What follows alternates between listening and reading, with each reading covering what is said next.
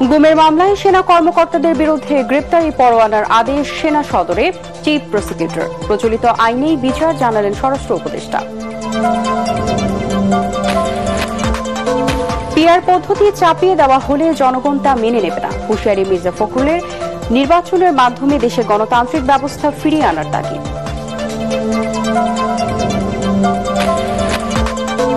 জুলাই সনদের আইনি ভিত্তি ও পিআর পদ্ধতিতে নির্বাচন সহ 5 দফা দাবিতে সারা দেশে জামায়াতে ইসলামী সহ সমমনা 7 দলের বিক্ষোভ। জেলা প্রশাসক বরাবর স্মারকলিপি। তালিকার বাইরে গিয়ে এনসিপিকে শাপলা প্রতীক দেওয়ার সুযোগ নেই জানালেন সিএসসি। গণতন্ত্রে উত্তরণের পথে বাধা সৃষ্টি না করার আহ্বান।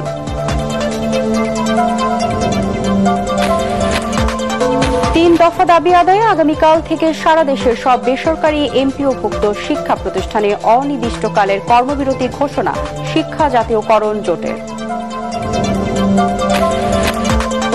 এবং সারা দেশে শুরু হয়েছে টাইফয়েডের টিকাদান কর্মসূচি। বিনামূল্যে 9 মাস থেকে 15 বছর বয়সী 5 কোটি শিশুকে দেওয়া হবে ভ্যাকসিন।